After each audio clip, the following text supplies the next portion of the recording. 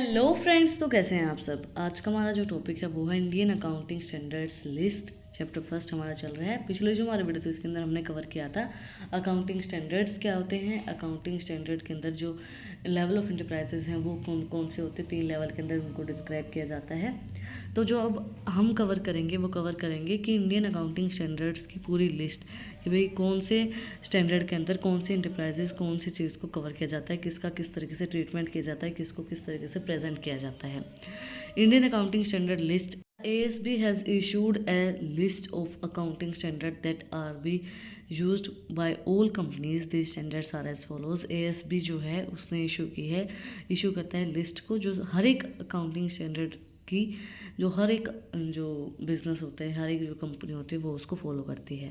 सबसे पहले accounting standard, Indian accounting standard 101, first time adopting of Indian accounting standard. Use क्या होता है इसका, जब फर्स्ट टाइम अडोप्ट कर रहे हो इंडियन अकाउंटिंग स्टैंडर्ड्स को। Indian AS 102 102 shared based payment, Indian AS 103 103 business combination, Indian AS 104 104 insurance contract. Standards आप लोगों के लिए इम्पोर्टेंट है, आपको जानना भी ज़रूरी है। याद हो जाए तो जितने याद हो जाए उतने कर लेना है। Indian AS 105 105 non current assets held for sale and discount discontinued operations. कोई नॉन करेंट एसेट्स हैं या फिर held for sale and discontinued operations के अंदर, वो 105 के अंदर आएंगी। Indian AS 106 106 exploration for the evaluation of mineral resources. Indian AS 107 financial instruments and disclosure.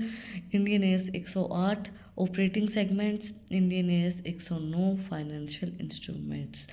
According to their ये इंक्लूड किए जाते हैं। इंडियन AS 110 के अंदर क्या आती है, 110 के अंदर आएंगी कंसोलिडेटेड फाइनेंशियल स्टेटमेंट। 111 के अंदर आएंगी जॉइंट अरेंजमेंट्स। 112 के अंदर आएंगी। 111 के अंदर जॉइंट अरेंजमेंट हो गई। 112 के अंदर disclosure of interest in other entity.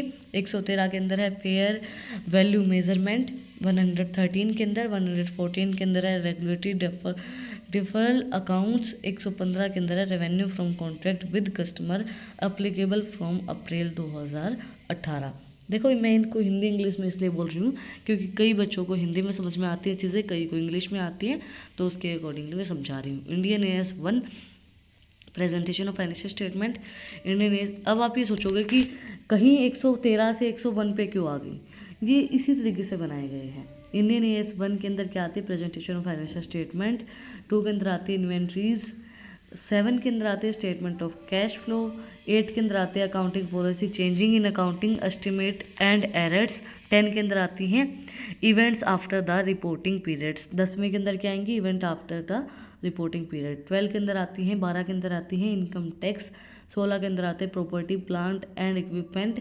16 के अंदर 19 के अंदर आती है एम्प्लॉयज़ बेनिफिट्स। 20 के अंदर आती हैं accounting for government grants and disclosure of government assistance. 20 के अंदर क्या आएंगी, accounting for grant and disclosure of government assistant.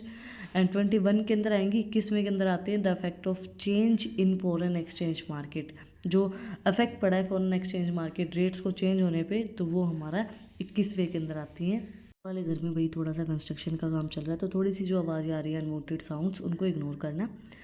Then 23 के अंदर आती है बोरोइंग कॉस्ट। 23वें के अंदर क्या आएंगी, बोरोइंग कॉस्ट। 24वें के अंदर आते हैं रिलेटेड पार्टी डिस्क्लोजर। 24 के अंदर 27 के अंदर आते हैं consolidated and separate financial statement. 27वें के अंदर 28वें के अंदर आती है investment in associate and joint venture. 29वें के अंदर आते हैं financial reporting in hyper inflationary economy. 29 के अंदर क्या आएंगी, financial reporting in hyper inflationary economic के अंदर आती है फाइनेंशियल इंस्ट्रूमेंट्स प्रेजेंटेशन किस तरीके से किया जाता है। 33वें के अंदर आती है अर्निंग पर शेयर। 33 के अंदर क्या आएंगी, अर्निंग पर शेयर। 32वां क्या है, 32 क्या है, फाइनेंशियल इंस्ट्रूमेंट प्रेजेंटेशन, ये इंपॉर्टेंट है। 34 है हमारा इंट्रीम फाइनेंशियल रिपोर्टिंग।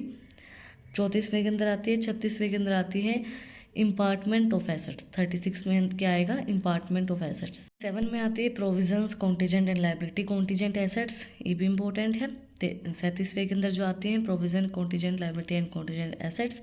38 38वें के अंदर आती है इंटेंजिबल एसेट्स, 40 के अंदर आती है इन्वेस्टमेंट प्रॉपर्टी, 40वें के अंदर, 41वें के अंदर आती है एग्रीकल्चर, 41 के अंदर।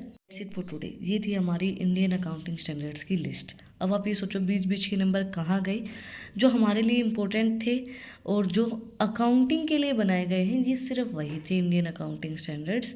इनके अंदर ये नंबर्स मैटर आप लोगों के लिए करेंगे, आपको याद करने पड़ेंगे, बट ये नहीं है कि कंटिन्यू आपको ऐसे ही मिलेंगे कि भाई 112 के बाद आप सोचो कि एक कहाँ से आ गया। इस तरीके से ये अकाउंटिंग स्टैंडर्ड्स को बनाया गया है, इस तरीके से इनकी लिस्ट प्रिपेयर की गई थी।